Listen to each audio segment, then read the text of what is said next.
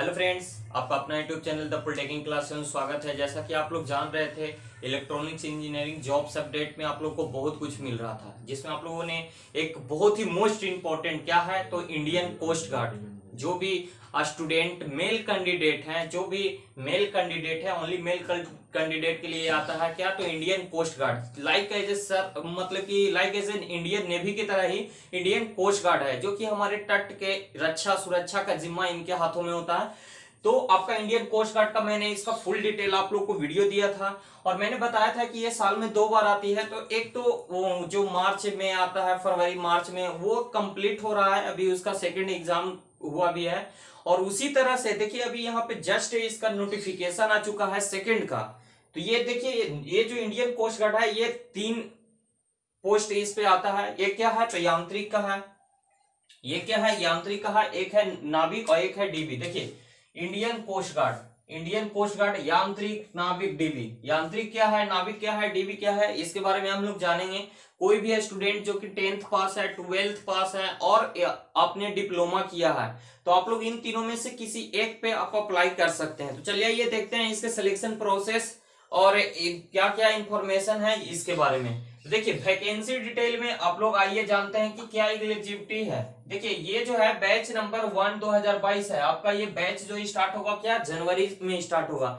लगभग आपको, अगर आप चाहते हैं कि आप ये साल आप अब जॉब लेना चाहते हैं, अगर आप जॉब लेना चाहते हैं तो आप ये फॉर्म फिलअप कीजिए। इसमें कोई लफड़ा नहीं है, ऐसा नहीं है कि रेलवे की तरह फॉर्म आया इस साल में, 2 साल बाद एग्जाम हो रहा है, उसके बाद 3 साल बाद रिजल्ट आएगा, उसके बाद 5 साल बाद ज्वाइनिंग होगा।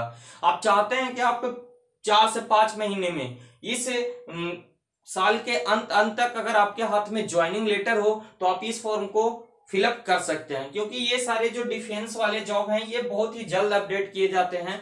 जैसा कि अभी पिछले वाला जो हुआ था मार्च अप्रैल में जो हुआ था, उसका देखिए अभी पीएफटी भी क्लियर हो गया और अगस्त तक उन लोग ज्वाइन भी कर लेंगे। तो उसी तरह से ये बैच में अगर आप भरिएगा और ये इसमें रिजल्ट होता है तो आप 2022 जनवरी में आप क्या रहेंगे तो ये इंडियन कोस्ट गार्ड में का हिस्सा रहेंगे। तो देखिए ये इसमें वैकेंसी डिटेल क्या है, तो ये क्या है पोस्ट नेम है, ये पोस्ट नेम है, टोटल पोस्ट है और इसकी एलिजिबिलिटी कितनी, इसकी क्वालिफिकेशन होती है। तो देखिए यहाँ पे क्या है तो post name, post, total post और एलिजिबिलिटी। यांत्रिक क्या है तो यांत्रिक में 40 पोस्ट है। यांत्रिक किसके लिए होता है तो डिप्लोमा स्टूडेंट, जो कि हम लोग कर चुके हैं, डिप्लोमा वाले डिप्लोमा कर चुके हैं और वो इस फॉर्म को फिलअप कर सकते हैं। देखिए यहाँ पे क्या है तो क्लास 10th आपने किया हो और उसके साथ आपने डिप्लोमा किया हो, या फिर जो 12th भी किए हैं उसके बाद भी डिप्लोमा किए हैं, वो भी इस फॉर्म को फिलअप कर सकते हैं। इसमें electrical, mechanical, electronics and telecommunication या फिर इलेक्ट्रॉनिक्स इंजीनियरिंग के स्टूडेंट इसमें फॉर्म फिलअप कर सकते हैं। नाविक जीडी क्या है तो ये 12th लेवल पे है, 10+2 आपने किया हो, किसके साथ तो फिजिक्स और मैथ आपका एक लाइक एज ए सब्जेक्ट की तरह होना चाहिए और तो आप इस फॉर्म को फिलअप कर सकते हैं। इसकी टोटल पोस्ट कितना है तो 260 टोटल पोस्ट है। और फिर उसके बाद है नाविक डीबी। नाविक डीबी सिर्फ और सिर्फ किसके लिए है तो जो 10th पास है, जो 10th पास है और वो इंडियन कोस्ट गार्ड ज्वाइन करना चाहते हैं तो आपको नाविक डीबी में डोमेस्टिक ब्रांच में आपका स्वागत है। इसमें टोटल पोस्ट 50 है और इसमें सिर्फ 10th पास, आप कोई भी बोर्ड से हो, आपने 10th पास किया है तो आप इस फॉर्म को फिलअप कर सकते हैं। देखिए इसके मोस्ट इंपॉर्टेंट जो है वो इंपॉर्टेंट है फॉर्म डेट, कि अब कब से ये फॉर्म भरा रहा है, फिल हो रहा है और कब तक लास्ट डेट है। तो देखिए इस एप्लीकेशन फॉर्म का स्टार्टिंग डेट 2/7/2021 से ही था। थोड़ा देर हुआ क्योंकि मैं बिजी था, इसीलिए आपको आने में ये वीडियो देर हो रहा है। फिर भी देखिए आपका टाइम अभी बहुत बचा हुआ है, 16/7/2021 इसका लास्ट डेट है। तो ये जो है इसी डेट के बीच में आप फॉर्म फिलअप कर सकते हैं और इन तीनों पोस्ट में से किसी एक ही पोस्ट पे आप अप्लाई कर सकते हो। ऐसा नहीं कि तीनों पोस्ट पे आप अप्लाई कर दो। अगर आप एलिजिबल हो, आपने डिप्लोमा किया है तो ऐसा नहीं, तीनों में से किसी एक पोस्ट पे ही आप अप्लाई कर सकते हो। ठीक है, तो ये आप ध्यान रखोगे। उसके बाद क्या है तो एप्लीकेशन फी। एप्लीकेशन फी है, देखिए इसमें क्या होता है कि बहुत लोग सोचते हैं कि सर मेरा एडमिट कार्ड आएगा कि नहीं आएगा। मैं आप लोगों को बता दूं कि इसमें आप सभी का एडमिट कार्ड आएगा। आपने 12th पास किया है तो आपका एडमिट कार्ड आएगा। पहले होता था कि नंबर बेसिस पे उसका कट ऑफ जाता था और उन्हीं लोगों का एडमिट कार्ड आता था, पर इंडियन कोस्ट गार्ड ने ये मौका मतलब ये प्रोसेस हटा चुका है, और ये आपको क्या है, तो ये जनरल ओबीसी ईडब्ल्यूएस से आते हैं तो आपको 250 रुपए चार्ज देने होंगे फी। एसटी एससी वाले के लिए जीरो, कोई फी नहीं है। और ये फी मोड होगा ऑनलाइन पेमेंट। ये ऑनलाइन एप्लीकेशन है, इसमें सिर्फ ऑनलाइन ही आवेदन करना है। ऑफलाइन अगर आपसे कोई कहता है कि मैं ऑफलाइन करा दूं, ये करा दूंगा, वो तो ये सब धोखाधड़ी वाला काम नहीं, ये सिर्फ ऑनलाइन ही होता है। ठीक है, तो ये हो गया। देखिए इसमें एज लिमिट, एज की बहुत ही बड़ी भूमिका होती है इंडियन कोस्ट गार्ड में। तो चलिए ये देखते हैं एज लिमिट के बारे में। देखिए इसकी मैक्सिमम एज जो है वो कितनी है, 25 ईयर्स, और मिनिमम एज है 18 ईयर्स। देखिए इसमें एज रिलैक्सेशन है किसके लिए, तो जनरल ओबीसी, जनरल के लिए कोई एज रिलैक्सेशन नहीं, ओबीसी के लिए क्या है, तो 3 ईयर का रिलैक्सेशन है। अगर आपके पास ओबीसी सर्टिफिकेट है, आप नॉन क्रीमी लेयर में आते हो, तो आपको 3 ईयर का रिलैक्सेशन मिल जाएगा। कहने का मतलब 22-25 साल तक का आप इसमें फॉर्म फिलअप कर सकते हो। बस उसके लिए आपके पास एक ओबीसी सेंट्रल गवर्नमेंट का सर्टिफिकेट होना चाहिए। ठीक है, एसटी-एससी वालों के लिए 5 ईयर का एज रिलैक्सेशन मिल जाएगा। तो एसटी-एससी वालों के लिए 5 ईयर का है। देखिए आपके जो डेट ऑफ बर्थ है वो इसके बीच होने चाहिए। मैक्सिमम एज वाले के लिए देखिए ये कितना एज के बीच होना चाहिए, तो 1/2/2002 से लेकर के 31/1/2004 तक के बीच में होना चाहिए। जो नाविक, जीडी और यांत्रिक में अप्लाई करना चाहते हैं उनके लिए ये डेट है। मिनिमम एज, मिनिमम कह रहा हूं, ये जो डीबी में अप्लाई करना चाहते हैं उनके लिए एज किसके बीच होना चाहिए, तो 1/4/2000 के बीच, 31/3/2004 के बीच होना चाहिए। तो ये है डेट। एज का बहुत अहम रोल है। तो जिनके पास अगर एज ओवर हो गया और ओबीसी कैंडिडेट है तो आप अपना सर्टिफिकेट बनवा लीजिए, ओबीसी सर्टिफिकेट, उससे आपको 3 ईयर का रिलैक्सेशन मिल जाएगा। जो एससी एसटी में आते हैं वो आप अपना सर्टिफिकेट बनवा लीजिए, कास्ट सर्टिफिकेट, तो आपको 5 ईयर का रिलैक्सेशन मिल जाएगा। और ये जो मौका है, सुनहरा अवसर है इंडियन कोस्ट गार्ड ज्वाइन करने का। टाइम टू टाइम आपको मतलब कि कम समय में आपके अपनी नौकरी चाहते हैं तो ये आपको बहुत ही काम का है, ये आपके लिए बहुत ही है, क्योंकि ये आपके इस साल के लास्ट तक आपका क्या होगा, रिजल्ट होगा। और जनवरी 2022 नए साल के नए महीने में आप कहाँ होंगे, तो अपने मुकाम पे होंगे, इंडियन कोस्ट गार्ड में शामिल हो चुके होंगे। तो इसी जोश और जुनून के साथ फॉर्म फिलअप कीजिए और इसकी तैयारी कीजिए। इसके मैंने एग्जाम पैटर्न वगैरह सब पे भी आपको बता दिया है। चलिए इसमें एक मोस्ट इंपोर्टेंट आता है, अहम रोल होता है डॉक्यूमेंट्स का, कि आपको क्या क्या डॉक्यूमेंट्स अपलोड करने हैं, क्या क्या उसमें डेटा भरने हैं फॉर्म फिलअप में। तो चलिए ये देखते हैं इंपॉर्टेंट डॉक्यूमेंट्स में। सबसे पहले आपको सेल्फ डिक्लेरेशन, आपको इंडियन इस फॉर्म को फिलअप करते समय एक सेल्फ डिक्लेरेशन का फॉर्म प्रिंट आउट करके उसको अपने हैंड रिटेन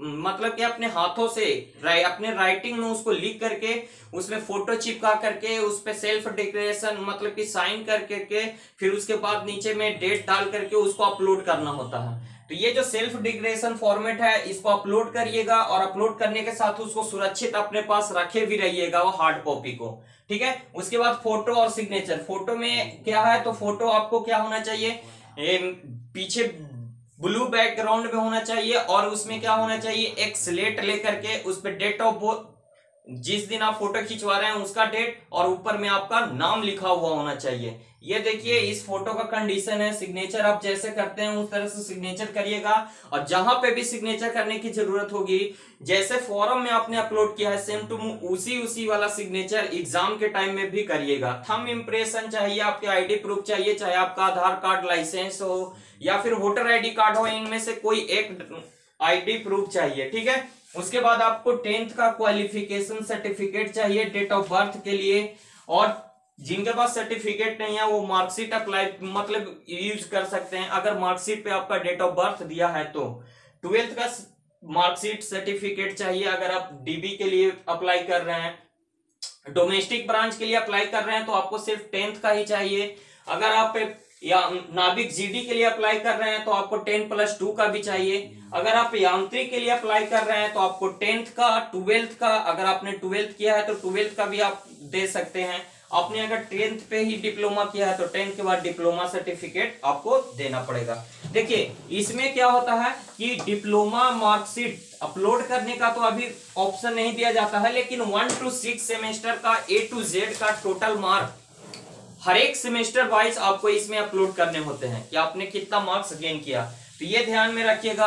और आपसे मैं ये कह देता हूं कि फॉर्म भरते समय जब भी आप प्रीव्यू करके एक लास्ट में जरूर एक बार 2 बार चेक कीजिएगा, ताकि उसमें कोई भी डेटा में आपका मिस नहीं हो, कोई भी गलती ना हो, क्योंकि एक बार एरर हो जाने के बाद आपको इसको सुधारने का मौका नहीं मिलेगा। और जब आप सिलेक्शन ले लोगे और डॉक्यूमेंट वेरिफिकेशन में जाओगे तो वहां पे ये सारा जो एरर होता है उससे आपको जो मिस हो जाएगा, जैसे आपके नाम में कोई गलती है, आपके सर्टिफिकेट में कुछ और है, डेट ऑफ बर्थ आपका कुछ और है, सर्टिफिकेट में कुछ और है, तो इन सारे में आपको प्रॉब्लम होगा। हो सकता है कि आधार कार्ड वगैरह ये सब से आप अगर डेट ऑफ बर्थ डाल रहे हैं और आधार कार्ड में आपका चेंज है और सर्टिफिकेट पे चेंज है, तो हो सकता है कि आपको एग्जाम देने से भी वंचित कर दिया जाए। तो ये सारी बातें ध्यान रखनी है।